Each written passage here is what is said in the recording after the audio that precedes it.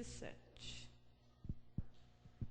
Diz assim a santa e bendita palavra do Senhor. Ora, vocês são o corpo de Cristo, e cada um de vocês, individualmente, é membro deste corpo. Vou repetir a leitura. Ora, vocês são o corpo de Cristo, e cada um de vocês, individualmente, é membro desse corpo. Amém. Pai, nós te bendizemos e pedimos que, em nome do teu Filho, o Senhor possa aplicar esta palavra aos nossos corações nesta noite. Que o teu Espírito nos ajude, Senhor, a compreendê-la. Em nome de Jesus. Amém. Irmãos, se há algo que nós precisamos entender, e precisamos entender de forma muito clara, precisamos entender completamente, é o significado de igreja. Nós precisamos saber o que é ser igreja de Jesus. Nós precisamos saber o que implica ser igreja do Senhor Jesus. Quando nós compreendermos isto, quando nós entendermos isto de verdade, nós vamos ser melhores cristãos. Melhores cristãos. Pedro, ele explica, ele dá o conceito de igreja. Pedro, na sua primeira carta, ele compreendeu. Pedro compreendeu. E ao compreender o que é a igreja, ele escreve na sua primeira carta. E ele ensina a comunidade cristã da sua época.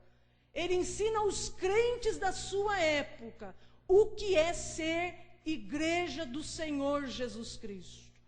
E Pedro, ele vai ensinar a igreja e vai dizer isto: vocês, porém, são. A primeira coisa que nós temos que entender é esta palavra. Vocês são.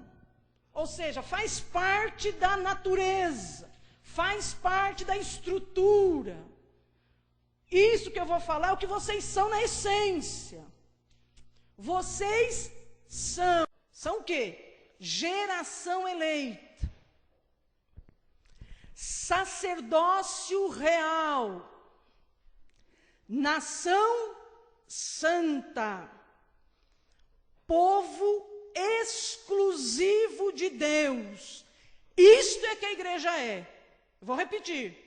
Vocês são geração eleita, sacerdócio real, nação santa, povo exclusivo de Deus. Depois ele vai dizer a finalidade da igreja. Vocês são isto. E para que vocês são isto? Qual é a finalidade em ser isto, em ser igreja? Aí ele continua. Vocês são tudo isso para.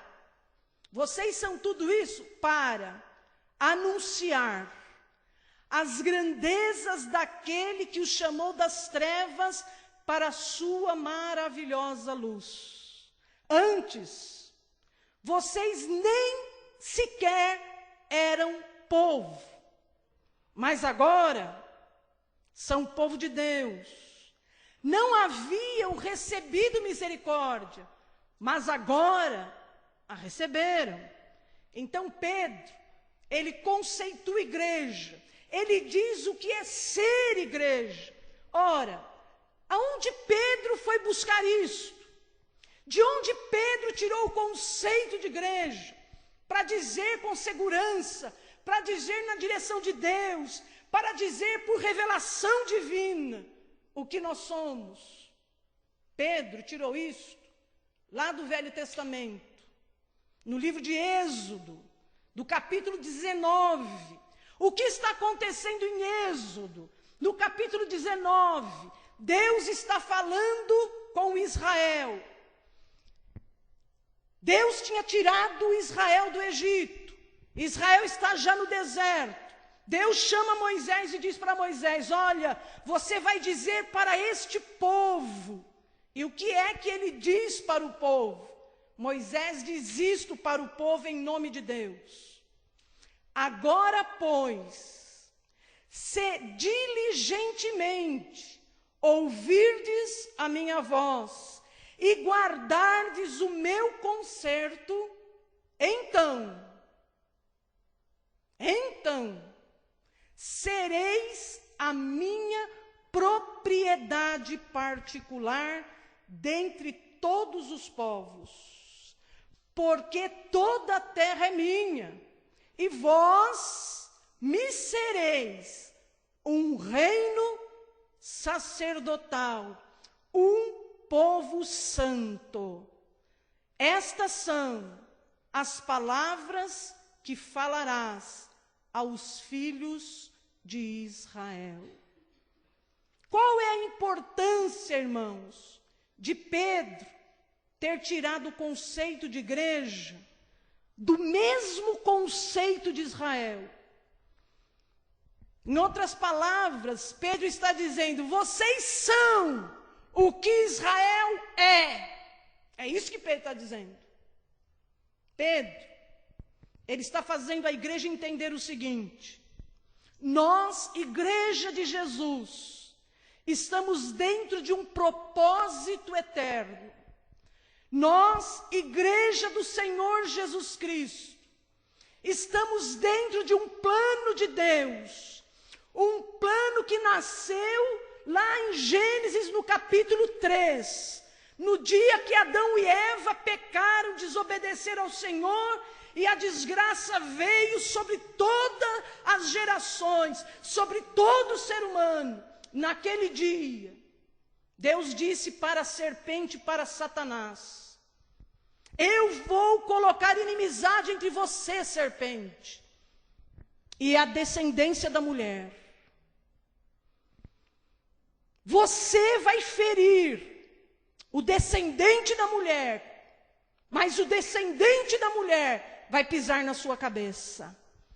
Capítulo 3 de Gênesis é a primeira vez nas Escrituras que Deus revela o plano de redenção para a humanidade. É a primeira vez que Deus diz que Ele vai fazer algo extraordinário. E Ele vai desfazer tudo que Satanás fez. Ele vai mudar a sorte do homem. Ele vai mudar a sorte da nação. Ele vai agir com poder, com graça e com glória. Naquele dia, Deus na sua soberania já disse para Satanás: não pense que você venceu alguma coisa. Você neste dia destruiu o homem, corrompeu a sua essência, mas eu vou restaurá-lo. É isso que Deus falou. E Deus começa a agir para cumprir esse propósito. Deus chama o homem no meio da idolatria, no meio da perversidade. Deus chama o homem e diz para ele: Abraão, sai daí da tua terra, sai do meio da tua parentela e vem, porque eu tenho uma obra na sua vida. Você será para mim um vaso de honra, um homem que eu separo agora para fazer uma obra eterna. E Abraão, a Bíblia diz que ele saiu, sem saber para onde ir. Sai em obediência. Sai porque conhece, porque creu naquele que falou com ele. Tomou por fé aquela promessa, aquele chamado. E aquele homem, nós temos o relato da vida dele nas Escrituras. Ele é conhecido como o pai da fé. O homem que acreditou. O homem que acreditou. Depois dele, a sua descendência. Da descendência dele, vem um homem. Muitos anos depois, chamado Moisés. Deus falou para este homem: eu vou te usar, eu preciso de você agora, eu tenho trabalhado na sua vida desde criança, você está aqui agora com 80 anos de idade, porque eu te guardei quando você era criança. Eu não deixei que te matassem. Eu te guardei naquele rio. Levantei uma rainha para te criar e te educar. Você hoje é um homem feito e sábio. E isso foi a minha graça na sua vida, porque eu tenho uma obra, porque eu tenho um propósito, e eu te separei, te escolhi, e agora eu estou aqui para te revelar que a tua vida não é vã, que você não nasceu só por nascer, que tudo que você passou na sua vida não foi o acaso, era a minha mão e a minha presença. Todos os dias eu te via, todos os dias eu estava contigo. E agora chegou a tua vez de agir. Você vai sair desse deserto. Você vai entregar este rebanho para o teu sogro Jetro. Pegue a sua mulher e os seus filhos e vá ao Egito. Você vai entrar na casa do faraó, no meio daquele povo que escraviza Israel. E em meu nome tu dirás: o Deus a quem eu sirvo me enviou. E te ordena, faraó, solta o povo dele, porque ele tem uma obra para realizar, aleluia. E faraó endurece o coração, mas querido, operando Deus, quem impedirá? Ninguém pode com o agir de Deus. O propósito do Senhor nunca cairá por terra. Não há quem o detenha. E ele, Deus que é misericordioso, ele se revela para faraó. As pragas do Egito, irmãos, não é para destruir o povo. As pragas do Egito é para revelar Deus. É para que aquele povo saiba quem é o Senhor verdadeiro. E Deus está usando as pragas como misericórdia. Deus está mostrando que o sol não é Deus nenhum. Quando Ele quer, Ele o apaga com o sopro da sua boca. Aleluia. E Deus manda trevas sobre o Egito, porque os egípcios achavam que o sol era Deus, e Deus está mostrando que quem é Deus é Ele. Os egípcios achavam que o rio Nilo era o Deus da fertilidade, o Deus que dava a comida. Deus manda tocar na água do Nilo e transforma aquele rio em sangue, para que os egípcios entendessem que quem provê é Ele. Ele é o Deus da provisão, da fertilidade da vida, não há outro, querido. E cada praga é sobre uma divindade, é sobre um Deus pagão, uma mentira criada na mente humana, para que o verdadeiro Deus fosse conhecido. E a partir deste homem, Deus começa a fazer daquela turba que sai do Egito, sai uma multidão do Egito. E Deus começa a fazer daquela multidão, daqueles milhares de pessoas, uma nação, porque Ele tem promessas, porque Ele tem planos, porque Ele tem objetivos. E a partir daí no deserto, Deus começa a dar regras.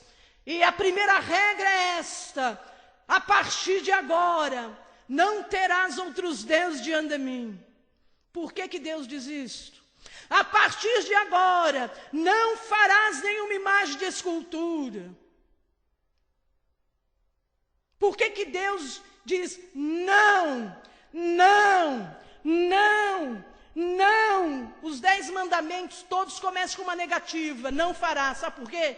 Porque Ele sabe que a nossa tendência é pôr outro Deus diante dEle. Então Deus está dizendo assim: porque eu sei que vocês têm uma tendência enorme de cultuar deuses que na verdade não são deuses, porque eu sei que o coração de vocês é inclinado à idolatria. Eu digo a vocês: não adorem a outros deuses. Porque eu sei que vocês têm a capacidade de pegar um pedaço de pau, fazer dele uma estátua e dizer que ele é um Deus. Porque eu sei que vocês são capazes de pegar um pedaço de pedra e dizer que esta pedra é o seu Deus. Eu digo a vocês: não farás imagem de escultura. São os 10 mandamentos. E Deus começa a fazer daquela nação um povo. Um povo. Um povo santo. Um povo de sacerdotes. uma nação peculiar. E Pedro está dizendo para mim, para você, como igreja, a igreja vem desde o Velho Testamento, a igreja vem desde lá com esse propósito, a igreja vem sendo usada pelo Senhor, a igreja vem sendo luz e sal do mundo, a igreja vem sendo testemunho do Deus vivo e poderoso na terra. Então, ser igreja é pertencer a este povo de Deus, que nasceu quando Deus chamou Abraão e tirou ele daquela família, da idolatria. A igreja não é algo que nasceu no acaso, não. Nós estamos dentro de um propósito eterno. Diga isso, eu estou dentro de um propósito eterno. Um propósito que nasceu no coração de Deus. A Bíblia diz que nós somos povo de Deus. E o que é ser povo de Deus? É um povo intimamente vinculado ao Senhor. É um povo que tem identidade de Deus. Um povo que tem relacionamento com Deus. Um povo que tem plena certeza absoluta que quando fala, existe um ser espiritual que ouve. Um povo que tem percepção. E quem deu essa percepção foi a cruz do Calvário, o sangue derramado.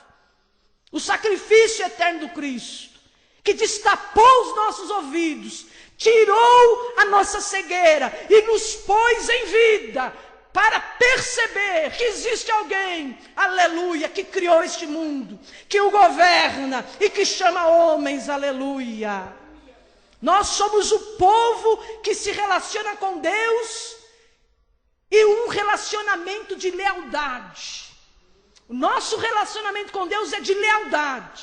Deus é leal. Deus é verdadeiro. Deus é amoroso. Deus se inclina a nosso favor, é o nosso ajudador. Porém, nós temos que responder com lealdade. Nós temos que responder com fidelidade. Ele é fiel e a sua igreja tem que ser fiel. Ele é o Deus da lealdade.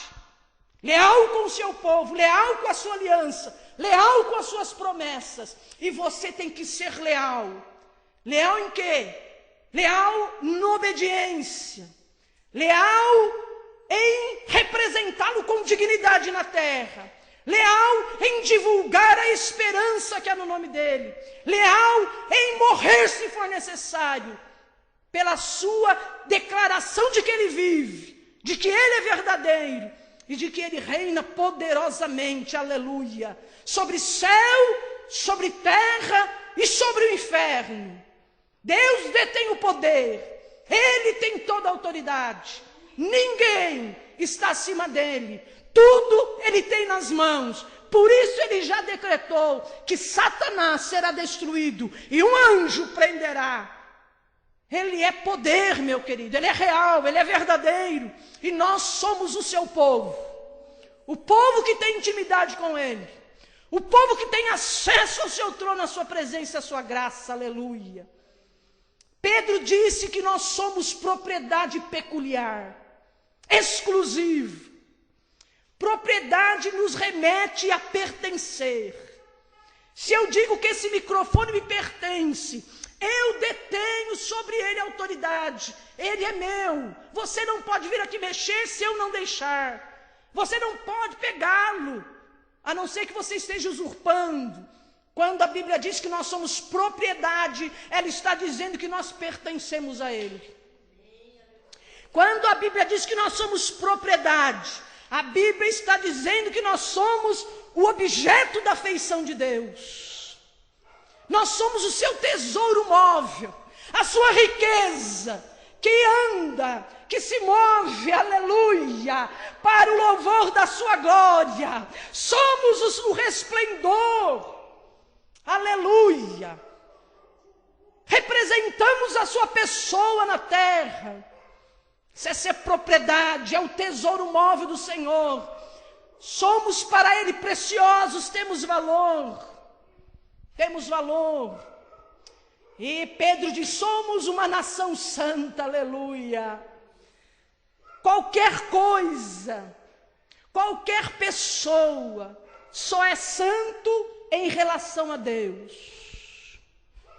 Este copo, se ele está aqui para servir a Deus, se ele está aqui em alguma relação com Deus, este copo é santo nesse aspecto. Santo de quê? Separado para o uso exclusivo, aleluia. Isso é ser santo.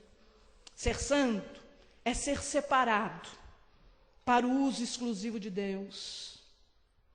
Então, ser uma nação santa é ser um povo separado e diferente de todos os outros povos. Isso é ser igreja. Isso é ser Israel. Somos um povo diferente. Um povo que se veste diferente. Um povo que pensa diferente. Um povo que sente diferente. Um povo que age e atua diferente daqueles que estão no mundo. Porque nós não pertencemos mais a este mundo. Ele não nos governa. Nós somos livres, aleluia, pelo sangue do Cordeiro. Deus, o Senhor Jesus, nos tirou do domínio das trevas e nos trouxe para o reino do seu Filho amado, aleluia. Somos diferentes, somos nação santa, aleluia. Então, meu querido, ser igreja de Jesus vai além de frequência de culto. Ser igreja de Jesus é muito mais do que fazer parte do hall de uma igreja. Ser igreja do Senhor Jesus é muito mais do que se reunir aqui nessas quatro paredes. Jesus disse que a igreja dele é uma igreja de sacerdócio real. O reino de Deus é reino de sacerdotes. O seu povo tem um sagrado ministério sacerdotal. O papel do sacerdote era conduzir os homens a Deus. É nesse aspecto que nós somos reino de sacerdotes. Porque nós estamos indo no mundo escuro, tenebroso, onde as pessoas não sabem para onde estão indo. E nós aparecemos ali como o farol, como a luz. Pegamos as pessoas pela mão e os conduzimos ao Senhor Jesus Cristo. Nesse aspecto nós somos sacerdotes, reis de sacerdote. Como sacerdote representamos o reino e divulgamos a sua mensagem, aleluia. Então, meu querido, Pedro conceitua a igreja assim. E você deve, a partir de hoje, se ver assim. Não só se ver assim, agir assim, atuar assim. Igreja é uma comunidade. Igreja é um povo. Não existe igreja do eu sozinho. Não existe igreja eu na minha casa, sentado na frente do meu computador, assistindo o culto. Isso não é igreja. Igreja está no meio do povo. Igreja é pegar, igreja é ver, é estar junto. Isso é igreja. Igreja é comunidade. Eu não posso ser igreja sozinho na minha casa, isso não existe. Pois, diz lá, 1 Coríntios 12, 13, pois em um só Espírito, todos nós fomos batizados em um corpo. Pois em um só Espírito, todos fomos batizados em um corpo. O que significa isso? Quem é que me põe no corpo de Cristo? Quem é que me introduz na igreja de Jesus, na igreja mística, no grupo dos salvos, no grupo dos redimidos? Quem faz isso? O Espírito Santo. O Espírito Santo me batiza, me introduz, me mergulha, me faz penetrar no corpo místico do Senhor Jesus Cristo. É isso que esse verso está falando. Pois em um só Espírito todos fomos batizados em um corpo. Em um corpo. Como igreja somos dependentes uns dos outros. Como igreja vivemos unidos, ligados uns aos outros. E nos nutrimos de Jesus Cristo, Senhor. Ele é a videira, nós somos os seus ramos, aleluia. Isto é igreja, comunidade. E o apóstolo Paulo, nesse capítulo 12, ele usa o corpo, a figura do corpo humano, para explicar, para fazer uma analogia com a igreja.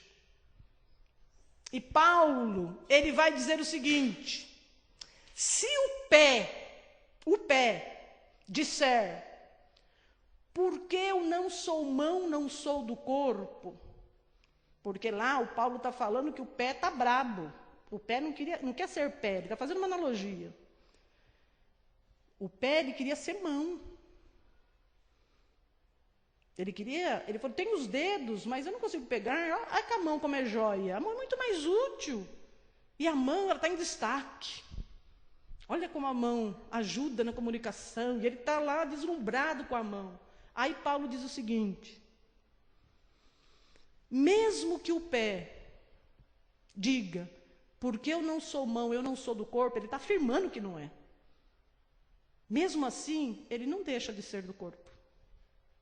Por quê? Porque é da natureza dele viver em comunidade. É da natureza dele estar junto com outros membros. Ele, sozinho, não é corpo. Aliás, sozinho, ele vai apodrecer e vai morrer. Porque ele depende do corpo. E o corpo depende dele. E Paulo, ele vai dizer o seguinte: mesmo que esse pé negue ser do corpo, isso lhe dá o direito de não oferecer ao corpo a sua função? A resposta é não. Ou seja, mesmo ele não querendo ser pé, mesmo ele dizendo que não é do corpo, ele tem que levar o corpo. Ele não pode negar a locomoção, porque é da essência dele ser do corpo. E é da essência dele ser pé. O que Paulo está falando com isso? Paulo está falando o seguinte: meu filho, você pode querer ser um músico, um levita. Você pode achar maravilhoso vir aqui tocar um violão, tocar um piano, cantar com uma voz maravilhosa. Mas se você não é mão, se Deus não te chamou para isto, não fique com um bico desse tamanho sentado no banco e falando o seguinte: também eu não sou levita, também eu não toco nada, também eu não canto nada, então também não vou ajudar ninguém. Eu vou vir na igreja e vou ficar sentado. Não me chame para nada, porque eu não vou fazer nada. É isso que Paulo está falando. O pé nega ser o que é, ele quer ser o que não é. E Paulo fala, mesmo assim, a tua natureza é ser do corpo. E você, pé, tem que ajudar os outros membros a cumprirem a sua função. Então, meu irmão, mesmo que o seu ministério não seja um ministério de evidência, mesmo que o seu ministério seja um ministério que não apareça na igreja, o que Paulo está dizendo é o seguinte: você faz parte do corpo. E aquilo que Deus mandou você fazer, faça-o como para o Senhor, faça-o com alegria, faça-o da melhor modo que você possa fazer, até que você melhore, para fazer melhor ainda. Não atrapalhe o corpo, não se rebele contra o corpo, cumpra a sua função no corpo. Olha só o verso que Paulo diz: se todo o corpo fosse olho, onde estaria o ouvido? Se todo fosse ouvido, onde estaria o olfato? Mas Deus dispôs os membros colocando cada um deles no corpo como lhe aprouve. Olha só que verso. Mas Deus dispôs os membros, colocando cada um deles no corpo como lhe aprouve. Então, quem deu o teu ministério, quem deu o seu talento, quem te capacitou para fazer é Deus. Se Deus, na sua infinita sabedoria, julgou por bem você ser pé, cumpre a função do pé. Seja o melhor pé, é isso que ele está falando. Se o teu ministério na igreja é ficar na porta, recebendo as pessoas, querido, ore por isso. Deus me dê graça. Deus, que eu receba com amor, com afeto, com carinho. Deus, que ao receber, eu tenha o amor de Cristo por eles, que eles vejam Cristo em mim. Senhor, me ajude a cumprir a minha função de introdutor, com carinho, com graça, com amor. Irmãos, quantas pessoas estão na igreja hoje porque foram bem recebidas? Não foi porque a pregação foi boa, não foi porque a pregação foi maravilhosa, não foi porque a pregação falou no coração dele, foi porque o irmão que o recebeu com afeto, o recebeu com carinho. Ele nem lembra o que o pastor pregou, mas ele nunca vai esquecer na sua vida, que no dia que ele entrou numa igreja, tinha lá uma pessoa na porta, que o abraçou, que sorriu, que o auxiliou, que o conduziu, que lhe deu valor, que o recebeu com respeito. Querido, aquilo que Deus mandou você fazer, faça com dedicação.